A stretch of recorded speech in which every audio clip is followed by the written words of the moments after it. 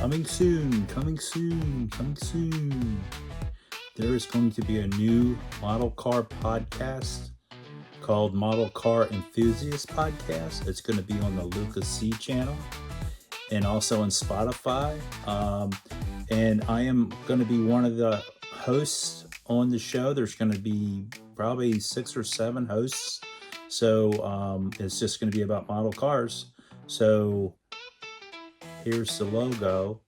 So check us out. We will let you know when they're going to be, when they have their first one up. It's going to be soon-ish.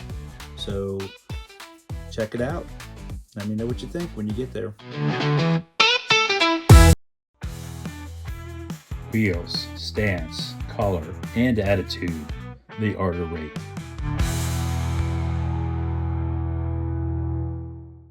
On this episode of Art of Rake, we're going to take a look at my quickie build of the 63 Ford Galaxie 500 XL.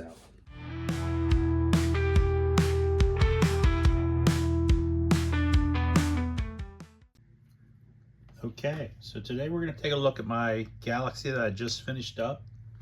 And this was a quickie build. I'm not really into these cars, but Ryan over at Zforce had these, let me get my pointer. He has these 64 Galaxie wheels. And they are the 64 Galaxie Arrestor Mod 20 and 22 staggered wheels that I kind of built a car around them. I kind of like the wheels, and I just had this reissue of the 63 kit, and so I thought I would build those wheels and kind of build a car around it.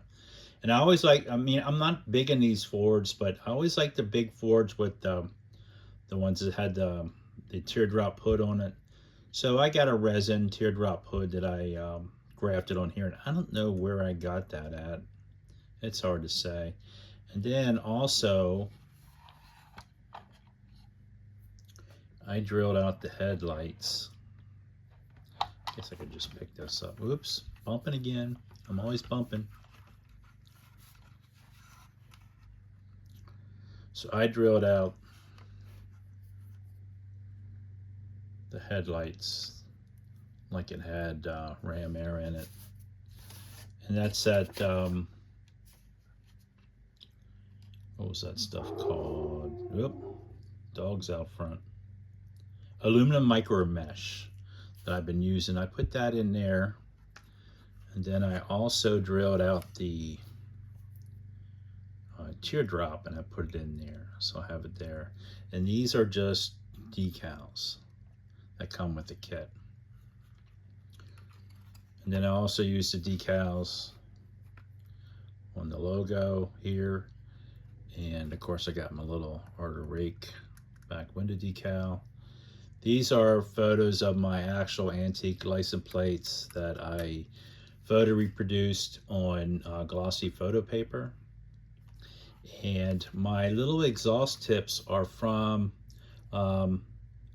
Zforce's electric cutouts. They had little exhaust pipes for the cutouts, 2 different styles, and I like these little downturn ones.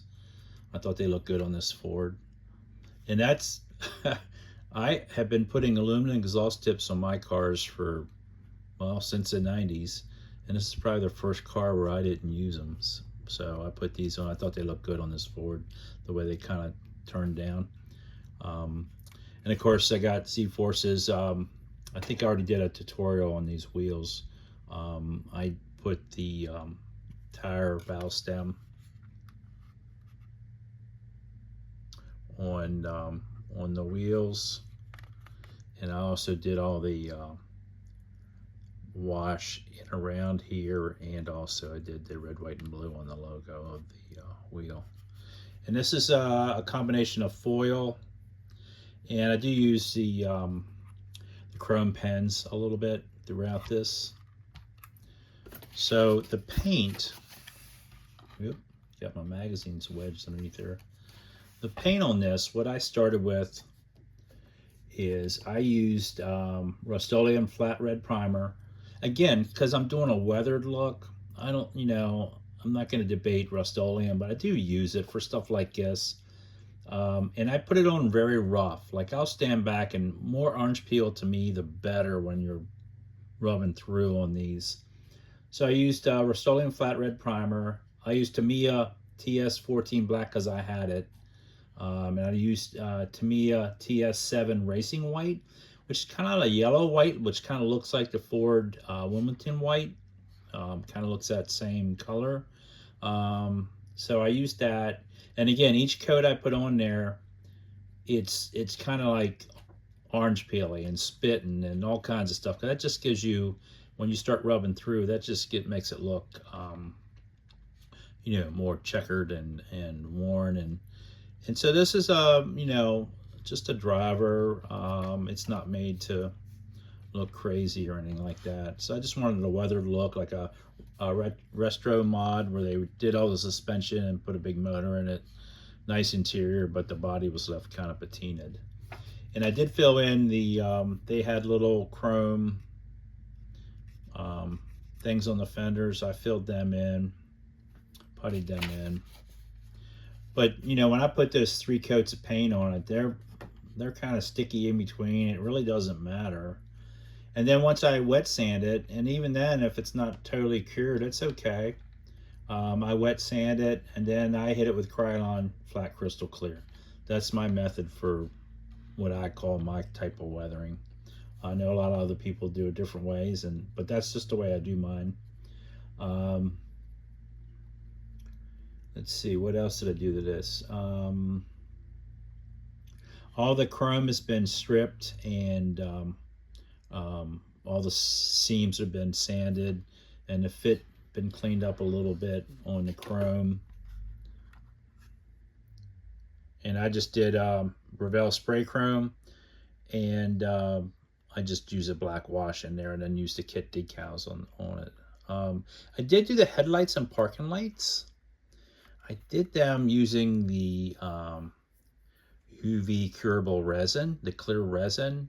I tried that. Now my headlights, because of the Revell chrome, they tended to go a little bit like silverish, so I'm not really happy with that.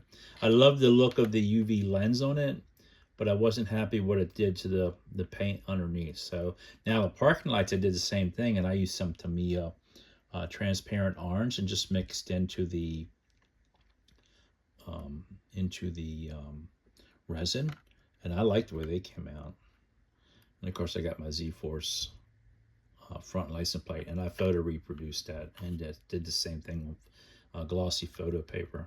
Underneath, not much going on. I did sign it because this is going, I'm sending this out to Ryan from Zforce. I'm giving this to him, and I used the soldered header kit that he has for the Fords, and I just hooked it up to the exhaust on, I didn't get carried away on that. So that's pretty much what's underneath there.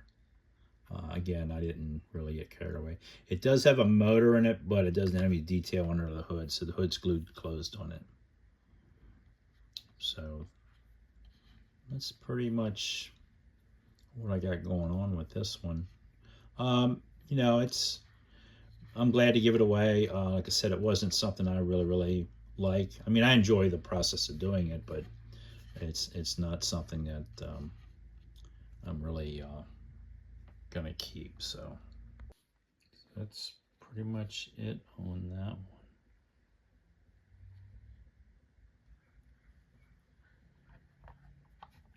I'm not really happy with the wash on the grill, but oh well. It is what it is. Oh, the interior. I forgot to tell you about the interior. So I used on the interior, let me get my notes here. My interior, I sprayed with Tester's Dark Red Rouge, which is just a little, the little jar, the old-fashioned jars back in the day, these little things. And I did the headliner in Vallejo flat red. So the headliner's just, I don't know if you can see it in there, it's to give the illusion that it's red. And even though it's a little different color, you don't really notice it.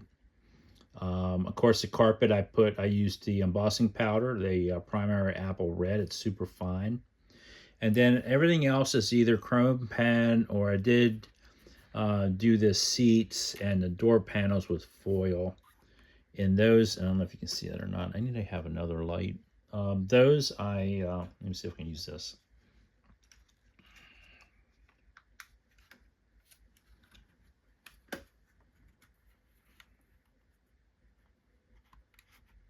Just that didn't really work. There you can see the door panels a little bit. I did cut foil strips to do the doors and the seats. You can kind of see it on the back, I guess, but something I don't like about trying to show interiors. It's really hard to do.